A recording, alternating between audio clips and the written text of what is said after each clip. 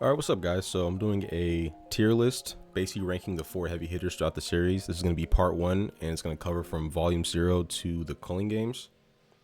So as you see here, we have all the characters during their particular time period. And then also I'm throwing in some constants like Jogo, for example, because he's a pretty strong character, but he doesn't change in strength level throughout the series. And then we have Toto as well, who I would say is like sort of a rival to them.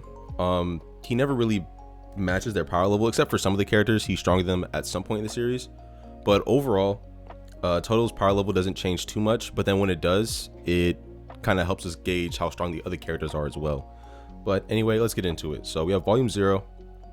I think at this time, I'm gonna use this picture of Jogo. Jogo is stronger than anybody, I think, in Volume 0 for the most part. I think the thing with Yuta is that it's just a little complicated. So okay, I'm gonna rank them how I think strong they are, generally speaking, in Volume 0. So, and then for Toto, I'm going to use, I'll use this picture.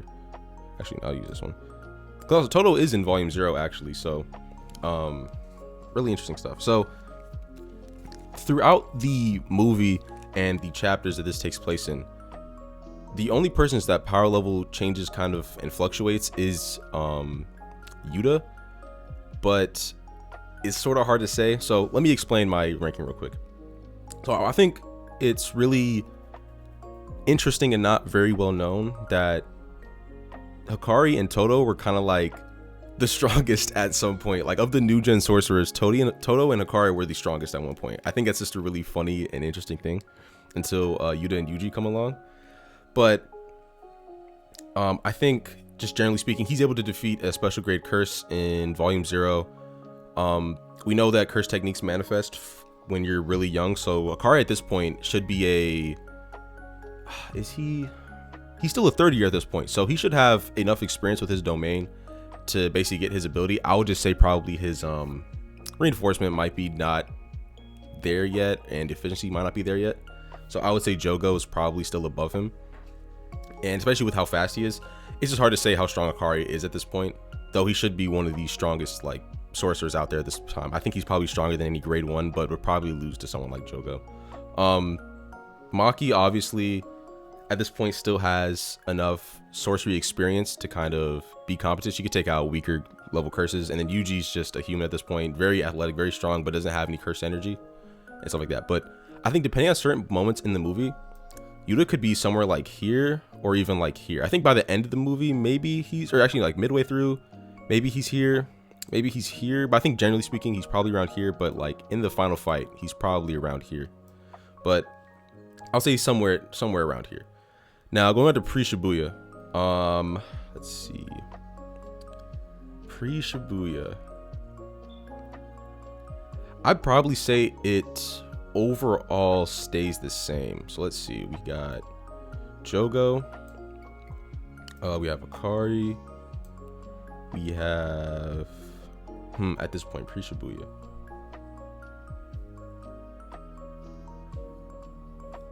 so this is when it gets complicated with Yuta and Hikari, I think.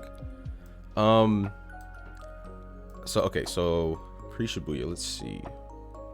I think Yuji, generally speaking, is above Maki. She just has more access to curse tools, but his like just development and growth is pretty insane. So I would say I think Yuji's above Maki. And then I'd put Toto, let's see, I'd put Toto here.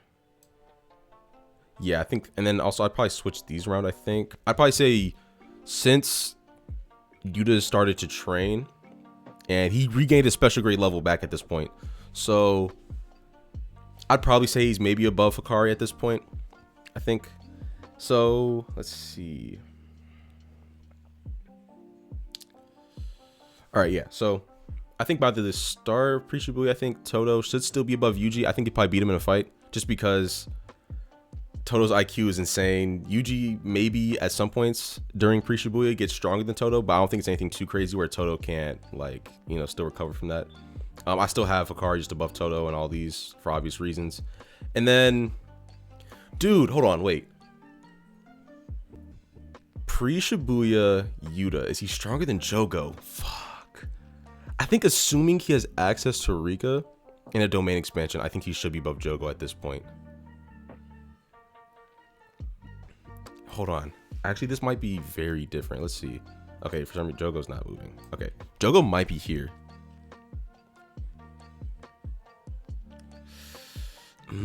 Yeah, I think so. I think Jogo might be there. I think post Shibuya, let's see. Okay, yeah, so post Shibuya, we have... okay, so a freshly awakened Maki. Okay, so let's see. First person I'm gonna do is Yuta post Shibuya. I'm gonna say at this point, I think Hikari can be stronger than Yuta.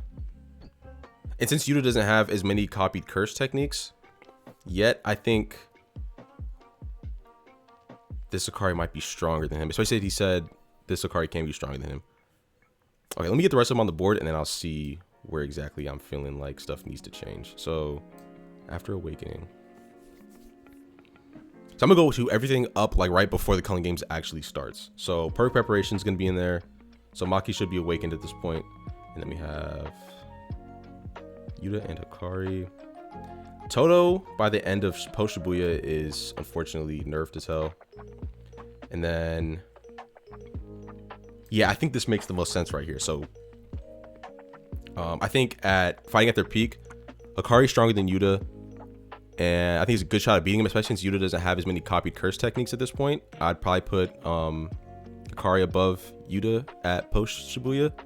And then during the actual Culling Games is low-key where it starts to get a little crazy. So, all right, let's see. All right, okay. So, in my opinion, towards the end of the Culling Games, once Maki becomes fully awakened, I think she's the strongest by far. I think she's stronger than all of them. So then I put here. I'm gonna put Jogo here and then Toto here.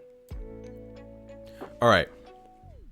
I think Maki by the end of the time of the Culling Games. So this is the Maki that's also able to like fight on par with, or not really on par. I'd say physically relative-ish to a like the 15-finger Maguna. I think that's one of the best feats for like a heavy hitter in this series in my opinion. And then yeah, so I got this Maki above this Yuta, to be completely honest. I think she is just absolutely broken. Once we get to like let's see, once we get to like Shinjuku and shit like that, I think it starts to change up a little bit. I think Yuta's at the absolute peak of the heavy hitters during Shinjuku and whatnot, or like post or pre Shinjuku, I think, something like around there. But yeah, so Yuta with a few more copied curse techniques like sky manipulation, I put him above Hikari generally speaking. And then obviously I got these three above Jogo. And then Yuji should still be weaker than Jogo. And then Toto at this point is, even if he didn't have Boogie Woogie taken away, I think he'd still be inferior to most of them at this point. I think Yuji just surpassed him physically. I don't know if his swaps would be enough to take him out, but yeah, at this point Toto doesn't have his power yet anymore. So he's, you know, out of commission essentially. And then Jogo at this point, I think Hikari, Yuta, and Maki would just dog him. Yeah, so I think this is pretty fair listing. Let me go post Shibuya. Yeah, pre Shibuya. I think these two, at this point these four can just kind of be interswapped at this point. That's why I'm kind of back and forth flipping with them, just because I think they're really relative at this point. They're mostly relative throughout the series, but I think at this time they're really like, you can kind of go either way with them. So yeah, I think this should be straight.